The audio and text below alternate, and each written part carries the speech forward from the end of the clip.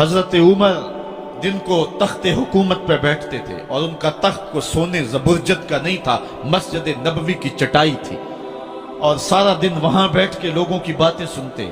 और जब रात के अंधेरे गहरे होते उमर भेष बदल के मदीने की गलियों का गश्त करते। कहा तुम्हारे घर से धुआं निकल रहा है और बच्चे रो रहे हैं, उनको खाना क्यों नहीं देती? कहने लगी उमर की जान को रो रही। उमर के पांव तले से जमीन निकल गई। कहा क्या हुआ? कहा 3 दिन से हमारे यहां खाने के लिए कुछ नहीं है, रोजाना बच्चे रोते हैं और मैं हंडिया के अंदर पत्थर डाल करके नीचे से आग डालती रहती हूं कि बच्चे इंतजार कर करके सो जाएंगे, कम वक्त सो भी नहीं रहे और वो पत्थर पकेंगे भी क्या, और मैं उमर की जान को रो रही हूं। हजरत उमर का कलेजा दहलने लगा।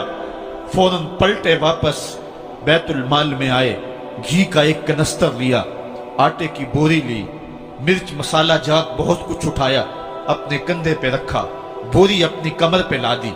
उमर बैतुल माल से निकले तो आपके खादम असलम ने देख लिया, आगे बढ़ा, कहा मेरे आका मैं उठाता हूं। उमर की आंखों में आंसू है। कहा असलम कयामत के दिन मेरा बोझ उठा लोगे? कहा कयामत के दिन तो अपना अपना बोझ उठाना पड़ेगा। कहा उमर को आज अपना ही उठाने दो। हजरत उमर वो घी का कनस्तर और वो आटे की बोरी सर पे उठाए हैं और उस खातून के घर जाते हैं और दस्तक देते हैं। वो जब देखती है उसकी जान में जान आ जाती है। कहा जल्दी जल्दी आटा गूंदो, और उमर सब्जी काटने लग जाते हैं। हजरत उमर रज़ी अल्लाह ताला अन्हो सब्जी तैयार कर देते, उधर आटा गूंद जाता है और फिर ऊपर चूल्हा रखा जाता है, चूल्हे के अंदर आग रखी जाती है, वो खाना पकाने लगती है, आग बुझती है। तारीख ने लिखा है आग बुझने लगती है, उमर झुक करके फूंके मारता है। उमर झुक झुक के फूंके मारता है। खाना पक गया और बच्चों के सामने खाना रख दिया, बच्चे खा रहे हैं। अब बच्चे रो रो के निढाल हो चुके थे।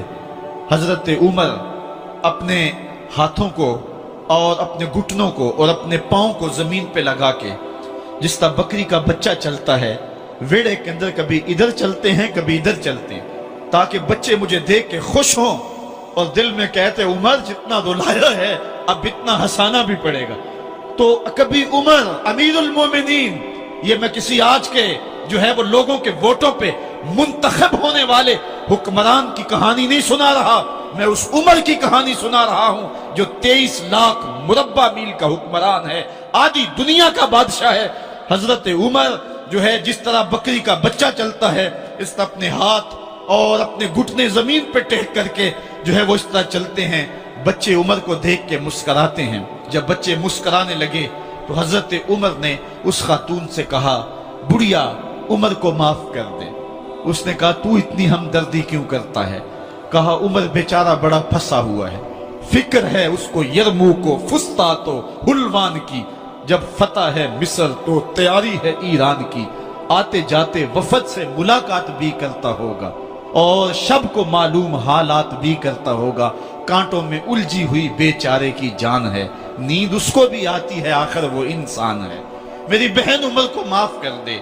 उसने कहा नाना उमर की बात मेरे सामने न कर, कयामत का दिन होगा, उमर का गिरेबान होगा और मेरा हाथ होगा। जब उसने ये बात कही तो उमर बर्दाश्त न कर सके, बच्चों की तरह बिलक बिलक कर रोने लगे।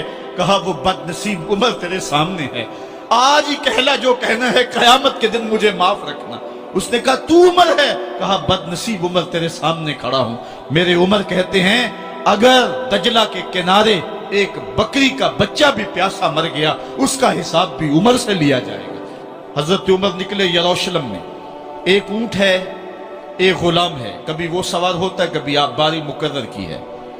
जब करीब पहुंचे यरूशलेम के तो उमर की बारी नकेल पकड़ने की और गुलाम की बारी ऊपर सवार होने की आ गई। गुलाम ने कहा आका मैं मर्जी से अपनी बारी छोड़ता हूं, आप आ जाएं, दुश्मनों के मफतूहा इलाके में आ रहे हैं, ताजा ताजा इलाका फतह हुआ है, इस्लाम की शान और शौकत जाहिर हो।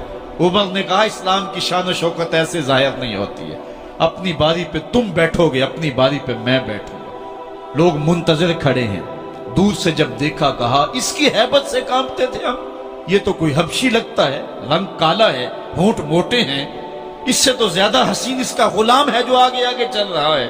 حضرت ابو عبیدہ نے کہا دھوکہ کھا رہے ہو، ہمارا آقا وہ نہیں ہے جو اونٹنی کے اوپر سوار ہے، ہمارا آقا وہ ہے جو لگام تھامے آگے آگے چل رہا ہے۔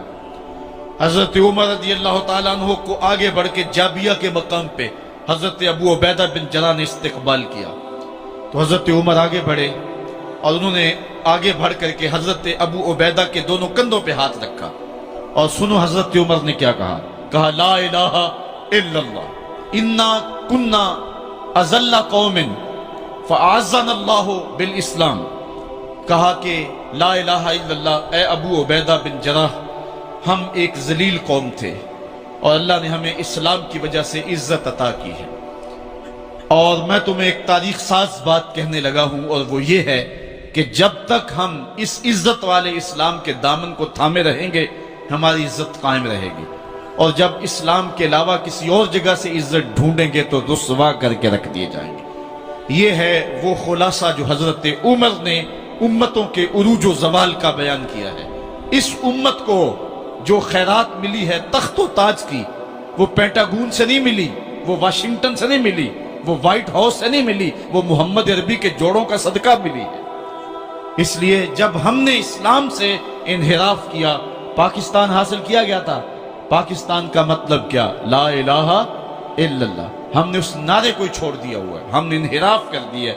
آج ہماری نظریں مغرب کی طرف لگی ہے کہ تخت و تاج اس سے نصیب ہوتے ہیں، اور دنیا کے اوپر ہم رسوا ہو کے رہ گئے۔ ہماری پستی، ہماری زبوحالی، ہماری ذلت کا سبب یہ ہے کہ جس جگہ سے ہمیں عزت ملی تھی ہم نے وہ مرکز ہی چھوڑ دیا ہے۔ اس مرکز حیات کو، اس مرکز زندگی کو، اس مرکز عزت کو ہم نے چھوڑ دیا ہے، اور دنیا کے اوپر ہم رسوا ہو رہے ہیں۔ انہی حضرت عمر کی کہانی ہے۔ وادی تہامہ سے گزر رہے تھے کہ بچوں کی طرح بلک بلک کے رونے لگے۔ کہا عمر جوان آدمی ہو اور بچوں کی طرح بلک کے رو رہے ہو؟ کہا تم نہیں جانتے، مجھے بچپن کی کہانی یاد آ گئی۔ کہا کیا کہانی ہے؟ کہا یہی عرض تہامہ تھی، میرے باپ خطاب نے مجھے 5 اونٹ دیے تھے، کہا انہیں لائن میں کھڑا کرو سیدھا۔ میں آگے والا سیدھا کرتا تھا، پیچھے والا ٹیڑھا ہو جاتا، پیچھے والا سیدھا کرتا، آگے والا ٹیڑھا ہو جاتا۔